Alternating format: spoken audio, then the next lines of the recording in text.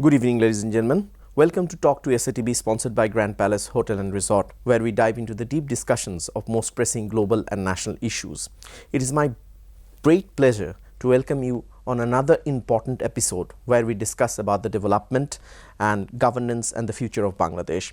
Today we are honored to be joined by a significant development leader whose work has been closely associated with sustainable development, strengthening institutions and enhancing resilience in countries around the world. Today our guest is Stefan Liller, the resident representative of the United Nations Development Programme UNDP in Bangladesh, with an extensive international career that's spanned in Europe, Africa, Asia and United Nations different system. Mr. Liller has brought a wealth of experience in governance, crisis response, climate action, institutional development and sustainable growth. Under his leadership, UNDP Bangladesh continues to work closely with the government of Bangladesh and it's definitely a wide range of partners to support the country's growth towards achieving sustainable development goals. Well, Mr. Liller, thank you so much for joining us in Talk to Satv. It's a pleasure to have you with us. Thank you so much for having me tonight and for welcoming here to the talk show. Thank you. Well, my first question to you, Bangladesh has earned its global recognition regarding remarkable socio-economic progress over the past decades. Well, yet the country also faces significant challenges, including climate change, rapid urbanizations, the need to ensure the development remains inclusive and definitely sustainable for all. So my first question to you, UNDP has been a long-standing partner for Bangladesh. How would you assess the evolution of this partnership in recent years? Yeah, I mean, we have been here since the War of Independence in 1971 and have worked extensively. I mean, in the beginning after independence, we worked a lot on post-war reconstruction, helping to set up and building institutions. And over the years, the agendas have evolved with the development priorities of Bangladesh, because that's what guides us, that's what our North Star, what the people and the governments, successive governments of Bangladesh want. That's what we support. So we have been supporting different development challenges and an evolving agenda during these years. There has been a lot of focus and continue to be a lot of focus on climate-related issues, climate change adaptation, climate mitigations, resilience building. In the past, we've also worked a lot on in terms of disaster risk management. And over the last few years, there's had been an increased focus on governance-related issues, particularly over the last 2 years, and also other types of reform agenda. So you could say that over the years, the agenda has changed, but very much in line with the changed needs of Bangladesh in terms of their development challenges. So what are the key strategies for UNDP in terms of Bangladesh at present, particularly in the context of sustainable development goals? So we have a so-called country program that follows the outline of the priorities of the government. That's how we prioritize, and then we work through different programs and different projects on key areas of interest of development for Bangladesh. So, for example, I mean, we worked from end to end from the policy side of things to help develop policies or plans, so national adaptation plans on climate or the national determined contributions were developed with support from UNDP or the national urban policy. But then we also help support the government and different institutions in terms of implementing these plans and policies at the local level in communities all around the country in terms of both service delivery, but working with communities in terms of mobilization, capacity building, livelihoods extension. So we work from top to bottom, and not only with the government, of course, we work with academia, with private sector, a lot with civil society and institutions very, very broadly. I think UNDP, because of its broad development mandate and the sustainable development goals, we work very, very widely across many different areas. With the North, of course, being Agenda 2030 and the Sustainable Development Goals, and building on previous international frameworks, the Millennium Development Goals. So these changes and our work changes and adapts to the reality and the evolution of the development context of each and every country. Well, Bangladesh has made remarkable progress in terms of development. So in terms of selecting the criteria, priorities, how do you align with the government? Is there any process that you do follow?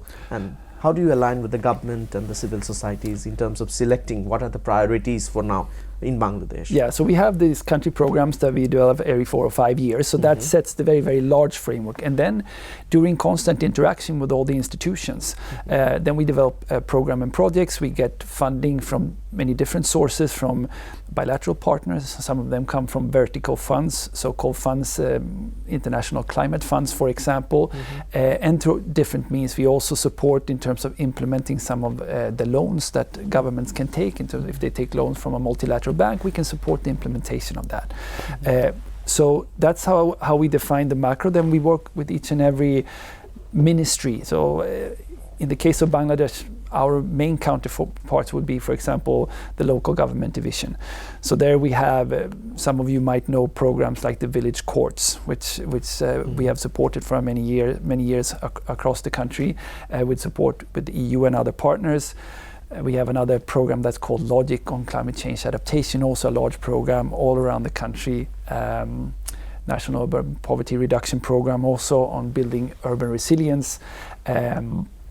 So a lot of different kind of flagship programs. Another one that was in the past, building on, I think, 20 years of digitization work that UNDP has supported. A2I was one of the programs that we supported in the past, and now that's evolving into other agendas around digitization and artificial intelligence. So programs and projects are evolving based on needs that are coming up. We also have a fairly large portfolio with the Ministry of Environment, so it reaches everything from when Bangladesh, for example, signs up to an international convention or something, then we can support them in implementing that convention if it's to reduce, for example, the use of chemicals, reduce the emissions of greenhouse gases, or ozone depleting substances. We support on a technical level in implementing these conventions.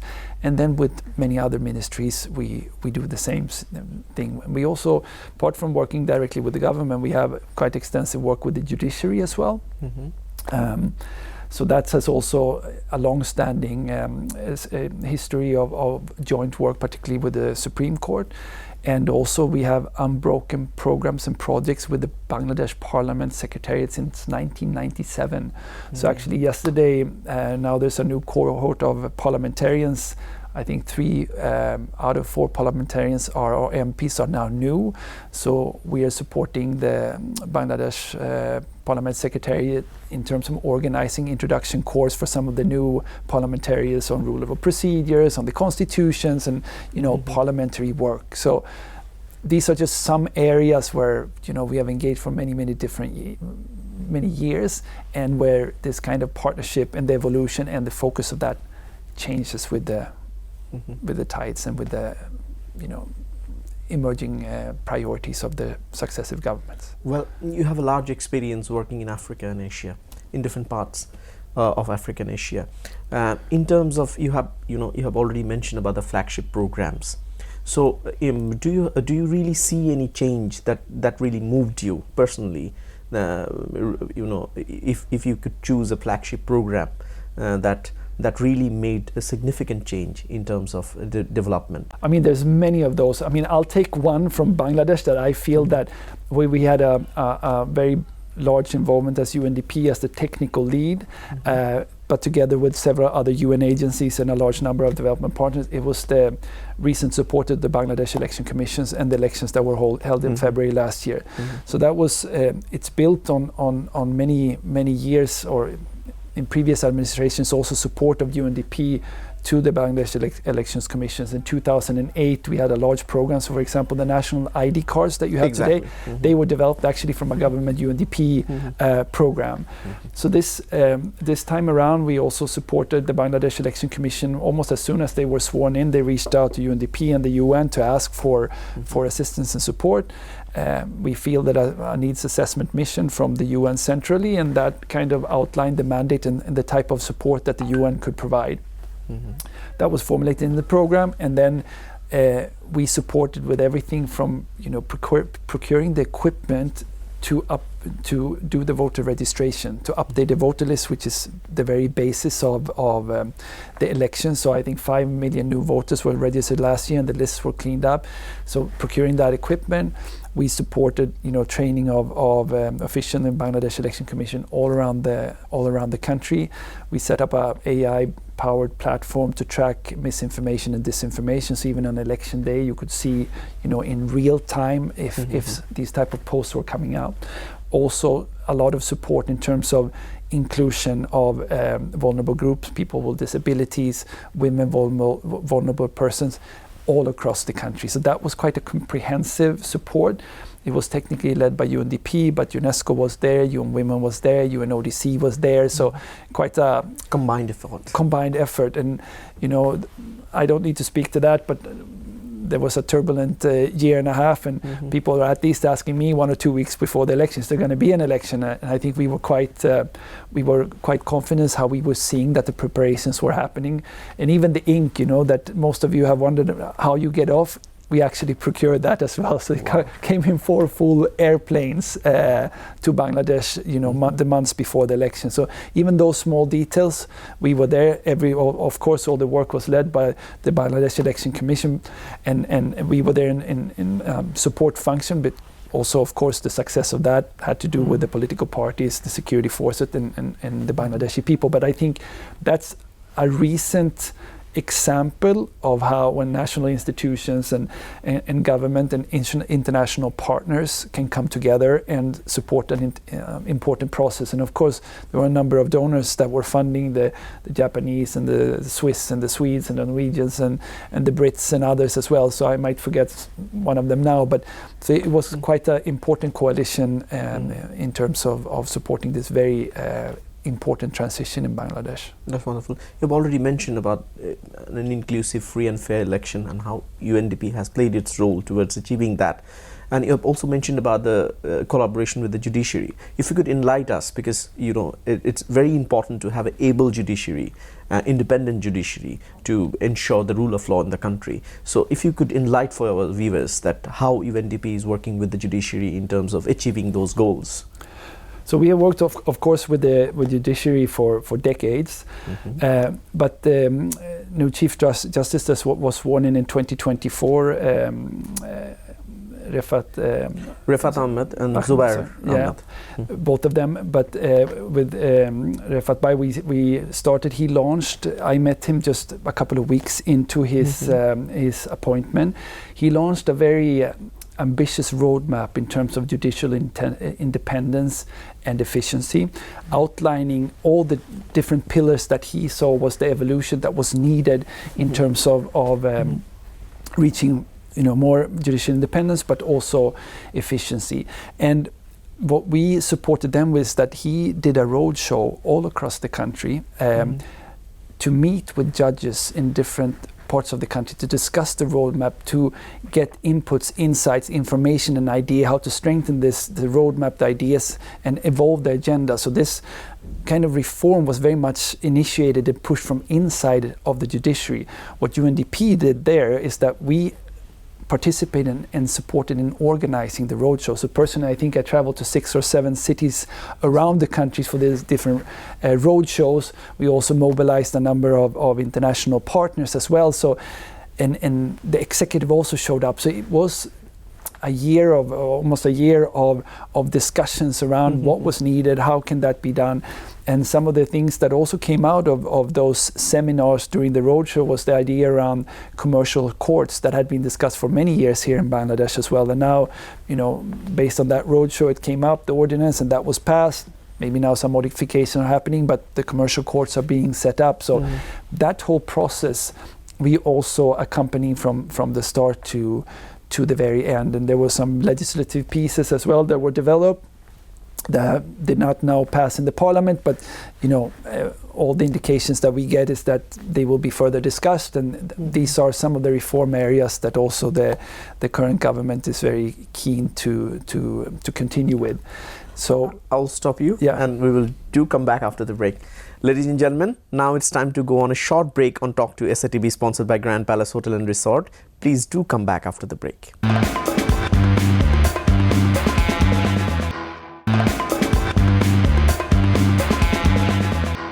Ladies and gentlemen, welcome to Talk to Satv, sponsored by Grand Palace Hotel and Resort. Before the break, we were discussing about the importance of holding the elections and how UNDP has played its part in securing inclusive, free, fair election, and their different help that we that aspired us towards that achieving good governance. Where before the break we were discussing about the role of UNDP in terms of creating an able judiciary. I think you, the past Chief Justice and the law advisors, you went for a state tour in South Africa, and you have a tour over there regarding the Reconciliation Commission, and how did that went on, and how do you think that the outcome of that tour, and how do you think that the authorities are implementing and that in that regard? Yeah, the idea came up a bit more than a year ago in terms of the transitional justice and truth and reconciliation in general. So we were asked through the law ministry, and we developed together a program with the Commonwealth Secretariat and organized two separate but parallel visits to South Africa with the law advice and Chief Justice went. I also accompanied them to look at some of the challenges that South Africa went through in their own transition. I mean, you can't cut and paste these models, but what you can do is that you can hear and you can learn from others and see what is relevant, and also some of the learnings, and understand also how long these processes take, what it requires, how difficult it is to finalize them. So we had the opportunity to engage with the Chief Justice of South Africa, the entire National Human Rights Commission. We also met with several of the Truth and Reconciliation Commissioners, with the opportunities to also meet with the Foundation, the Mandela Foundation, the Desmond Tutu Foundation, the F.E.W. Clerk Foundation, to understand a little bit about, and we also met victims, families of people mistreated or tortured or killed during the apartheid regime, to understand how transitional justice processes works, to look for inspiration and understanding of these processes. So it was very, very interesting and eye-opening, I think, for all of us. That's wonderful. Well, you talked about the human rights, because it's indispensable to uphold the human rights for good governance. So you were collaborating with the Human Rights Commission as well. So can you enlighten us that how you were helping the Human Rights Commission in achieving or establishing the human rights agendas? Yeah, so UNDP supported many years ago actually the establishment initially of the National Human Rights Commission in Bangladesh. It was not a very strong and it wasn't a very strong law, and the institution didn't tick all the boxes that it should have according to international standards. So I think there was a strong push for that to be changed and reformed. So last year we supported, actually, I think probably the biggest ever consultation on the National Human Rights Commission ordinance or law, involving more than 600 people all across the country, from government to families, victims of disappeared persons, human rights activists, to see if we could gather ideas on how to improve the legislation. So an ordinance, after having these consultations all around the country, of course the Ministry of Law drafted the legislation. They put it up on their webpage. They received a lot of inputs. That one was one of the ordinances that didn't pass, but now the law ministry have initiated their own consultations. So I was actually on the panel with the law minister only 10 days ago, because they are looking at a new draft and to see how to bring that forward. I thought that also was very positive, because we spent almost 3 hours with the law minister himself, engaging with all in the public, and the media was there on the different clauses and the different provision of the possible new National Human Rights Commission law. So with that, what I want to say is that, we work during a long time. We supported the interim government and now this government. What our interest is, of course, as an international organization, is to help Bangladesh align with its commitment, national human rights commitment, and other international commitment in terms of the institutional architecture that they have. So our support in that sense is to, help with consultation, but also to get feedback and inputs. But at the end of the day, it's each and every government and each and every parliament that decides what type of institutions they have. But what we can do as UNDP is to provide expertise and inputs to the discussions on these topics. Okay. Bangladesh is a signatory of United Nations Convention Against Torture, and they have Custodial Death and Prevention Act since, I guess, from 2013.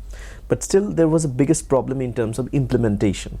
So do you think that the new government that has sworn and right now is in power, do you think they're discombobulated because there is a risk on the political government in terms of implementation of the law? You've already mentioned that the law that's been drafted and there is a opportunity that new law should be drafted, and there is a consultation going on. So do you see any hope in terms of implementing those anti-torture laws, in terms of implementing or ensuring justice for the torture victims? I mean, I am hopeful, but because of the party in power in their manifesto, all these issues are covered there. True. on judicial independence, human rights. So I think the willingness is there. Then the issues, exactly how you formulate it and the institutional setup.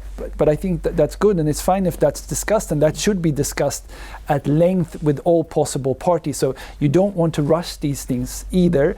And as the law minister pointed out on several occasions, some provisions weren't in line with the constitution, some didn't fit in their own frameworks. So I'm hopeful, and what I see and what I hear is that there is a very strong commitment to make these things happen. So that's the picture I'm seeing. That's wonderful. Well, digital transformation is reshaping the development, to be honest. So what initiative is UNDP undertaking in Bangladesh in terms of that? So in terms of digital transformation, I mean, we have a long history of that type of support, going back even more than 20 years working with the Prime Minister's office on digitization. There has been a program that's still out there, the A2I program, that was supporting the digital Bangladesh agenda for a number of years during a previous regime, but that was actually started by another one even before that. So that agenda has been very central to Bangladesh, the digitalization agenda for many years. We are continuing that. That is also evolving now. We have worked, for example, with the UNESCO to do a readiness assessment and artificial intelligence readiness assessment, and how do we make sure that Bangladesh is ready for the next steps in terms of the adoption of AI and legislation around AI. So this is an agenda that has been very important for many years in Bangladesh, but there's still a lot of work to do. It's a big country. There's still a lot of people that are not connected, and a lot of work still needs to be done. But we have been deeply involved mainly through this A2I program during 20 years or so on it. But we are now working to see where this agenda is going forward. And I know also there's an advisor in the Prime Minister's office, a new advisor, very committed also to push this agenda forward. So we are very hopeful that this will also continue to be an important part of our work in Bangladesh. Well, as you have said that, and I've also seen that youths are engaged with UNDP. Especially, I've seen in YouTube that a lot of youth ambassadors that UNDP do have in Bangladesh, and they're enthusiastic people, and we have a large youth population. So how UNDP engages with this young population to motivate them towards development? So, I mean, we engage with young people in many different ways. I mean, we engage them. We have a lot of young people working in our office. We have a lot of young people participating and entering in different projects and programs, whether it's in climate change adaptation or, skills building, or many different issues that they are kind of the beneficiaries or the participants. We also consult with youth actively when we formulate programs and when we do our work. There's also young people that are part, as you said, as youth ambassadors. We also have, so-called SDG socializers. So we have, young influencers, whether they are chefs or dancers or singers or travelers, who also help us, enlighten and share information and advocate around specific SDGs. So we engage very, very broadly with young people. Of course, we have programs focusing specifically on young people and, for example, employment generation. We have one called Future Nation, which is funded actually fully by the private sector, working together with the government with the idea of creating 1 million economic opportunities for young people. So where young people can register on a platform. I think there are more than 200,000 people there today, assess their own skills, and then they have access to courses and opportunities, connection with the private sector, work opportunities. So we're working with young people in terms of that as well, and engaging, of course, in like hackathons and all other things in our regular programming. And I think we have always done that, but I think we have been especially conscious. I think all the international community, and we very much so after 2024, that the young people are expecting a lot from their own country, but also from us in terms of engaging them and giving them a voice in where the country is going in the development of the country. So I think we have an important role there as well to make sure that the young voices are heard in these type of processes and when new policies and programs are being formulated. Well, I frequently talk with the development partners, and for example, AFD, DWF, they raised serious question, and there's a lot of debate about the graduation of Bangladesh to LDC. So do you really think that Bangladesh is in the right path, or do they need more preparations to go over there? I mean, the first thing I can say is that Bangladesh has done a tremendous journey to even get here, to be at the cusp of graduation. There's a lot that has happened, and many people might not have thought that would have happened in the past 20 or 30 years. So as you said yourself in the beginning, Bangladesh had a very a tremendous development journey that's, I think, it's almost a poster child of development globally in that sense. So there is a smooth transition strategy, of course, that the government has prepared, which is that transition towards graduation. At the same time, I think that the private sector, there are parts that doesn't feel fully ready. So that's why also the government requested a deferral. And I believe just a couple of days ago, there's a recommendation that there might be a deferral, but that will still need to be discussed, I think, in the General Assembly after a few more consultations. What is more important, whether we are ready today, tomorrow, the day after tomorrow, is really to get started on the preparations as quickly as well as we can whenever that graduation happens, so the country is fully ready. And there still needs to happen a lot of things in terms of diversification of experts, access to the markets, also finding new markets, and we are working as UNDP on that, for example, with BIDA and Ministry of Commerce to set up a trade negotiators pool to find new trading partners or support them in terms of identifying specific sectors which could be interesting for foreign direct investments and so on. So there's a lot of things there that still needs to be worked on, but I'm confident that with the innovation, entrepreneurial spirit and energy of Bangladesh, there you will find a way of managing this. Of course, if you get a couple of more years of better access and tariff-free access to some of the main markets, makes life a little bit easier. But even if you wouldn't, I'm sure that Bangladesh and its private sector will find ways to prosper. So well articulated. Thank you, Stefan. Now it's time to go on a short break.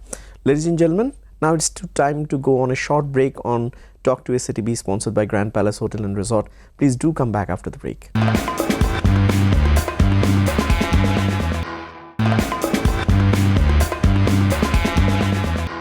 Welcome to Talk to Satv, sponsored by Grand Palace Hotel and Resort. Before the break, we were discussing about the different development agendas of UNDP and Bangladesh government. Do you consider that Bangladesh's greatest development success story that the world perhaps doesn't appreciate enough? Is there anything according to your experience? Yeah, I think the climate change adaptation is an agenda where, being one of the lowest emitters per capita in the world, but one of the most affected countries. In terms of climate change adaptation, Bangladesh has done a lot, and in terms of also resilience building and adaptation at the local level, both in rural settings, in coastal settings, urban settings. That's something we also have worked quite a lot on. So Bangladesh is because what Bangladesh is going through in terms of climate change today, many other nations will face sometime in the future. So that we have worked a lot on, and disaster risk preparedness as well, whether it's on landslide management and issues around that as well, that we have worked also historically, but that we continue working on from the policy level to the implementation at the local level. During your time over here, do you think that the other developing countries, do they have anything to learn from Bangladesh? I think they have a lot to learn from Bangladesh. I think, and we also do that in terms of the way that we work. We bring experience and ideas from outside, and we take things from here. So during my time, for example, a lot in terms of digitization, a lot of in terms of climate change adaptation agenda, we have seen that. But we also support different type of exchanges. So last year we supported a visit of the Chief Justice of Nepal to come here, etc. So we do support a lot of these country-to-country experience as well.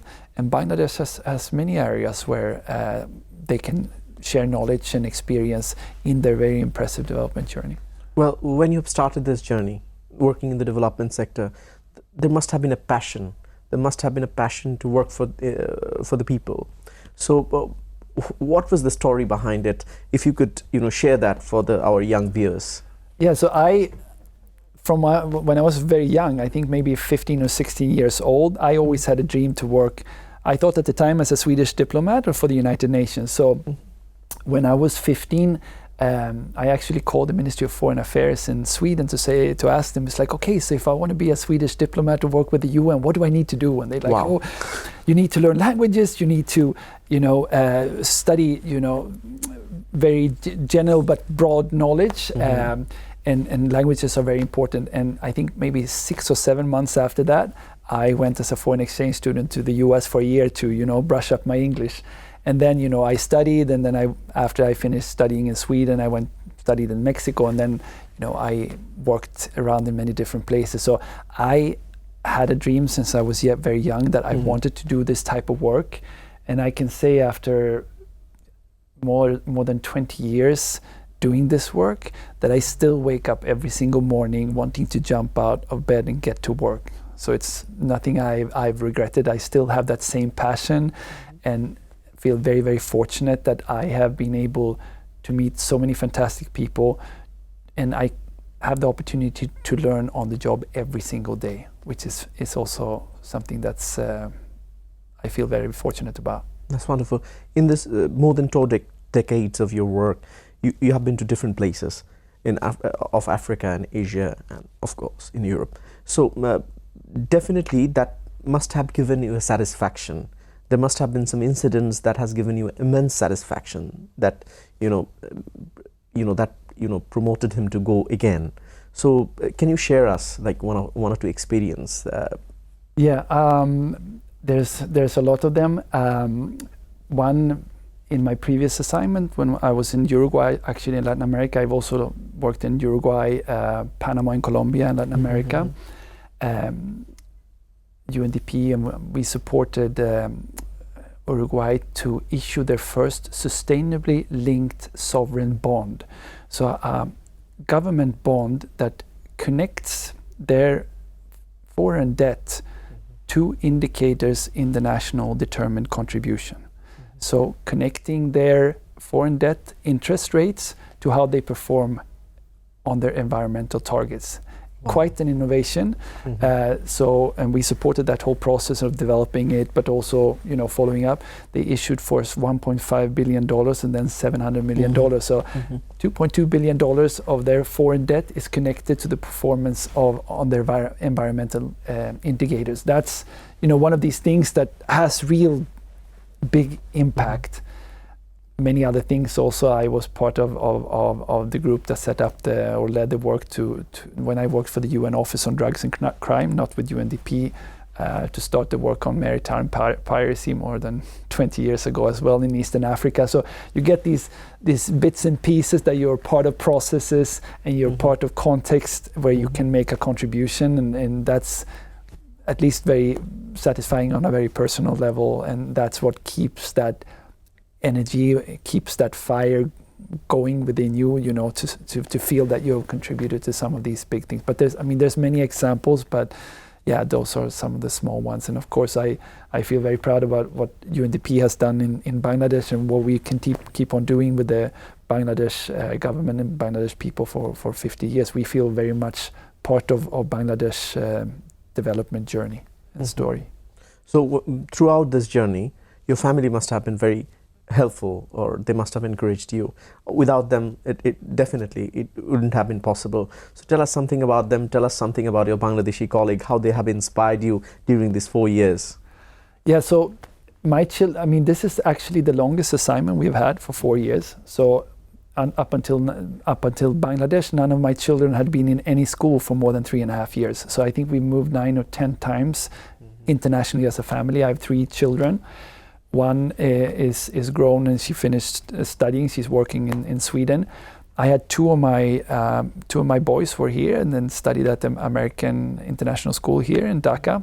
One left last year when he graduated, and I still have one left. So they have basically moved around with us to all these different places. The 2 boys, of course, have spent very formative years here in Bangladesh. So a lot of their references, a lot of their friends are Bangladeshi. So I think that has put a very strong mark on them.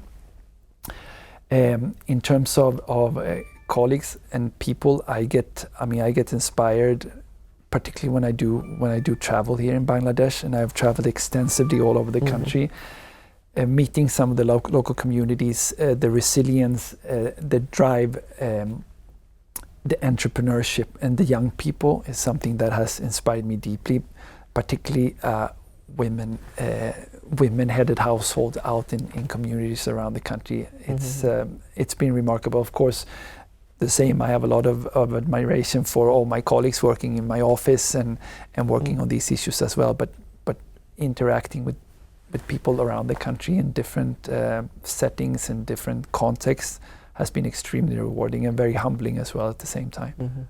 Last but not the least, where do you envisage Bangladesh in 2041 or 2030? Oh, I think Bangladesh has a brilliant future. I think you need to continue on the track you are, continuing doing reform, continuously improving, growing, evolving. And I also think you need to, I was reflecting on this a bit.